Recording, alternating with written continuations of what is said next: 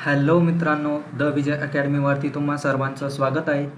तर इंजिनिअरिंगचे ॲडमिशन आता चालू होणार आहेत. तर सगळ्या स्टुडंटना सगळ्यात मोठा क्वेश्चन्स असा पडतो की कॉलेज आधी प्रायोरिटी द्यायची की ब्रांचला आधी प्रायोरिटी द्यायची. तर प्रायोरिटी कशी ठरवायची याच्यानुसार मी तुम्हाला आज थोडंसं गाईड करणार आहे की कॉलेज आधी तुम्ही म्हणजे कशाबद्दल तुम्ही जास्त विचार करायला पाहिजे, तुमच्या कॉलेज का तुमची ब्रांच. तर याच्याबद्दल मी थोडंसं डिस्कस करणार आहे आज कॅप राऊंड 2026च्या प्रोसेससाठी. तर सगळ्यात पहिला क्वेश्चन येतो तुमच्याकडे की याच्यामध्ये प्रॉब्लेम्स काय येतात मुलांना, की प्रत्येक जो स्टुडंट असतो हा प्रॉब्लेम एकदा तरी विचारतो की तुमचं जे कॉलेज असतं ते महत्त्वाचं राहतं की ब्रांच महत्त्वाची राहते. तर टॉपचं कॉलेज की ड्रीम ब्रांच याच्यामध्ये थोडासा त्यांना कन्फ्युजन होतं.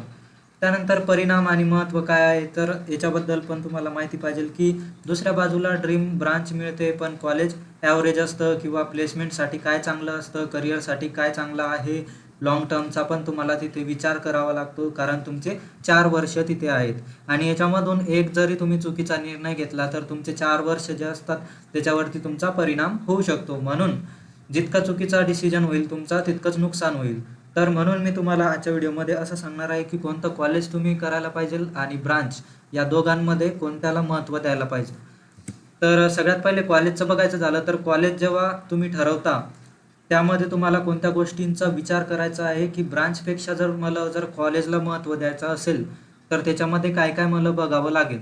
जसं की सगळ्यात पहिली गोष्ट म्हणजे त्या कॉलेजचा प्लेसमेंट रेकॉर्ड तुम्हाला बघावं लागेल, की तुम्ही जर ब्रांच एकीकडे ठेवत असाल आणि कॉलेजला जास्त प्रायोरिटी देत असाल तर त्या कॉलेजचं तुम्हाला सगळं माहिती काढावी लागेल. जसं की त्या कॉलेजचं प्लेसमेंट रेकॉर्ड काय आहे, किंवा कॉलेज गव्हर्नमेंट, ऑटोनॉमस किंवा हायली रेप्युटेटेड इन्स्टिट्यूट आहे का, जसं की डॉक्टर DY पाटील झालं. तर असे जे मोठमोठे कॉलेज असतात हे कॉलेज आहेत का, किंवा गव्हर्नमेंट कॉलेज आहेत तुमचे ते कॉलेजेसमध्ये आहे का. त्याच्यामध्ये तुम्हाला ब्रांच दुसरी जरी भेटली किंवा सिमिलर जरी भेटली तर काही प्रॉब्लेम येत नाही, पण कॉलेज चांगलं पाहिजे. इंडस्ट्रीमध्ये कॉलेजची चांगली रिप्युटेशन असेल तर कॉलेज निवडायला तुम्हाला काही प्रॉब्लेम नाही आहे. तिथे प्लेसमेंटच्या हिशोबानेच तुम्हाला चांगलं कॉलेज निवडायचं आहे. तर स्ट्रॉंग ॲल्युमिनी नेटवर्क आणि चांगल्या कंपनीज कॅम्पसला येतात का याच्याबद्दल तुम्हाला त्या कॉलेजच्या सिनियर्सला किंवा तिथे चौकशी करायची आहे कॉलेजविषयी तुम्हाला पूर्ण. कारण कॉलेजवरती जर तुम्हाला डिपेंडंट राहायचं असेल तर तिथे तुम्हाला कॉलेजच्या ज्या सुविधा असतात प्लेसमेंट वगैरेच्या त्याच्याबद्दल तुम्हाला चांगलं माहिती करून घ्यायला पाहिजे. त्याच्यामध्ये तुम्ही कॉलेजची जास्त प्रायोरिटी देऊ शकता. त्यानंतर कॉलेजमध्ये इंटर्नशिप, क्लब्स किंवा कोडिंग कल्चर, एक्सपोजर, तर अशा फॅसिलिटीज आहेत का त्या कॉलेजमध्ये, ॲक्टिव्ह आहेत का सगळेजणं, किंवा अपॉर्च्युनिटीज आहेत का. तर अशा प्रकारे तुम्हाला कॉलेजचा विचार करायचा आहे जर तुम्ही कॉलेजला प्रायोरिटी देत असाल तर या गोष्टी तुम्हाला सगळ्या माहिती पाहिजे कॉलेजबद्दल. तर अशा वेळी चांगलं कॉलेज भविष्यासाठी जास्त अपॉर्च्युनिटीज देऊ शकतं तुम्हाला. तर हे झालं कॉलेजचं. त्यानंतर ब्रांचचा विचार कधी तुम्हाला घ्यायचा आहे, की ब्रांच जर तुम्हाला एखादं कॉलेज जर कमी जास्त असेल तरी पण त्यामध्ये जर ब्रांचचं तुम्हाला बघायचं असेल तर ब्रांचमध्ये तुम्हाला काय माहिती पाहिजे, की प्रायोरिटी कधी द्यायला पाहिजे ब्रांचला. तुम्हाला आधीपासून कोणत्या फील्ड किंवा करिअरमध्ये करायचं आहे ते क्लिअर आहे. तुम्हाला जेव्हा पण असं माहिती असेल की तुम्हाला कोणत्या करिअरमध्ये जायचं आहे हे जर तुम्हाला क्लिअर असेल तर तुम्ही ब्रांच निवडू शकता, तिथं ब्रांचला प्रायोरिटी देऊ शकता. मग कॉलेज हे थोडंसं लो लेवलचं असलं तरी चालेल.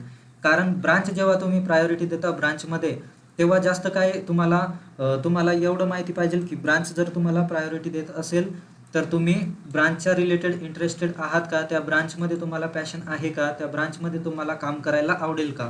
जसं की कॉम्प्युटर इंजिनिअर एक ब्रांच आहे तर त्यामध्ये तुम्हाला कोडिंग वगैरे असते, तर त्याच्यामध्ये इंटरेस्ट आहे का तुम्हाला, त्याच्यामध्ये काम करायला आवडतं का. मग कॉलेज ॲव्हरेज जरी असलं तर तुम्ही काय करू शकता, तुमच्या ब्रांचनुसार तिथे सेल्फ स्टडी करू शकतात आणि तिथे ब्रांचनुसार तुम्हाला स्किल्स डेव्हलप करावे लागतील तुमच्या, त्याच्यानुसार तुम्ही जाऊ शकता. पुढे मास्टर्स, रिसर्च किंवा स्पेसिफिक डोमेनमध्ये जर जायचं असेल तुम्हाला तर ब्रांच ही महत्त्वाची असते. त्यानंतर कॉलेज ॲव्हरेज असलं तरी स्वतःच्या स्किल्स डेव्हलप करायची तुमची तयारी पाहिजे.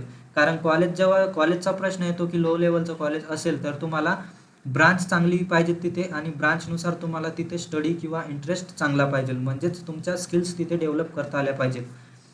त्यानंतर ऑनलाईन कोर्सेस झाले, प्रोजेक्ट झाले, इंटर्नशिप झाल्या आणि सेल्फ लर्निंग याच्यावर विश्वास पाहिजे तुम्हाला, की तुम्हाला या सगळ्या गोष्टी तिथे स्वतःहून करता आल्या पाहिजेत. कारण तुम्ही तिथे कॉलेजचा विचार नाही करत आहे तर तुम्ही स्वतःचा विचार करत आहे तिथे. तुमच्या ब्रांचनुसार.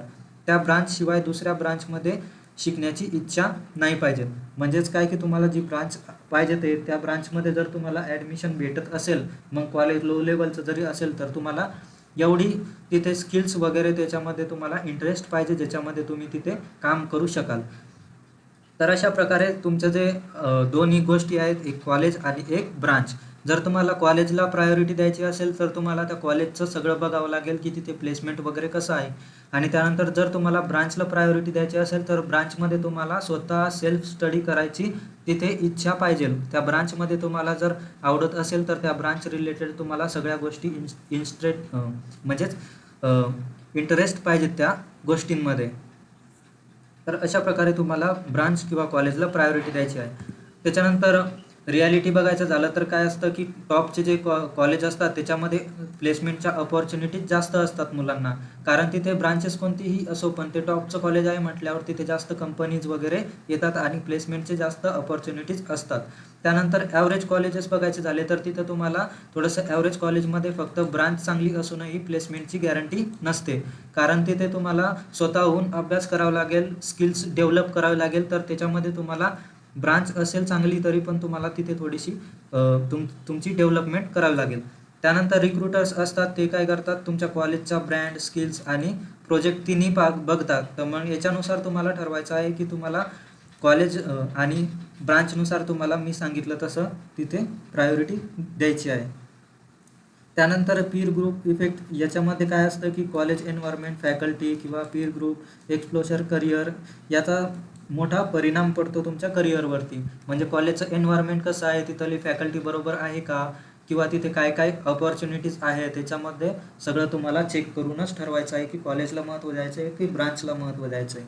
तर महत्त्वाचं म्हणजेच काय की सिलेक्शन स्किल्स तुमच्या काय काय आहेत, त्याच्यानंतर कम्युनिकेशन कसं आहे तुमचं आणि प्रॅक्टिकल नॉलेज कसं आहे. तर या गोष्टींचा बॅलन्स करून तुम्हाला प्रायोरिटी द्यायची आहे तुमच्या कॉलेजला किंवा ब्रांचला.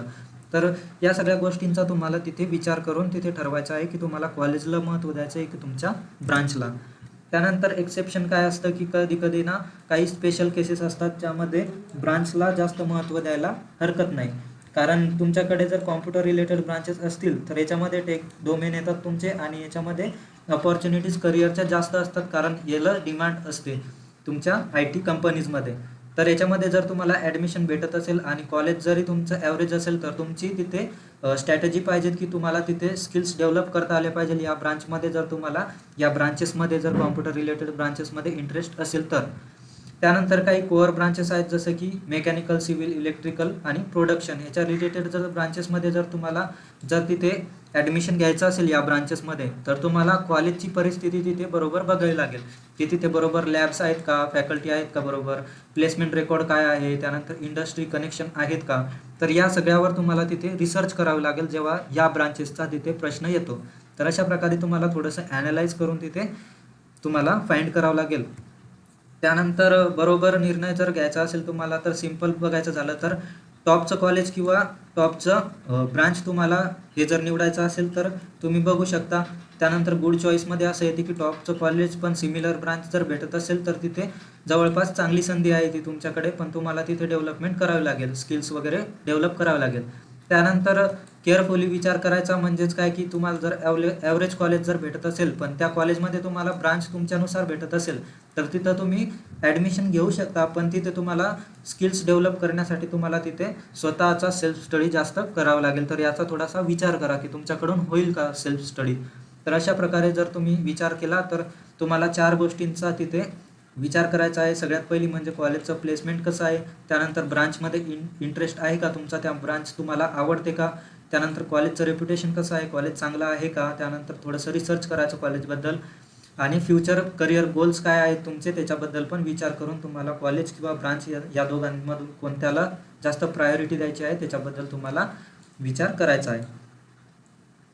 तर अशा प्रकारे मी तुम्हाला सांगितलं की कॉलेजला जर प्रायोरिटी द्यायची असेल तर तुम्हाला तिथे कॉलेजबद्दल सगळी माहिती पाहिजे, रिसर्च करायला पाहिजे.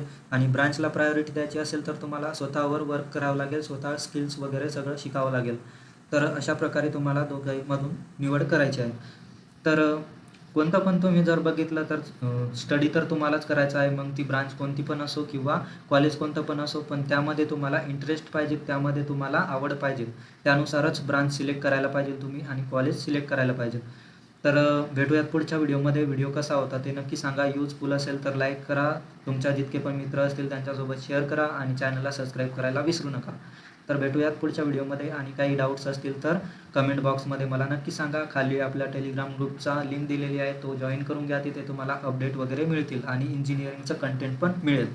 तर धन्यवाद मित्रांनो.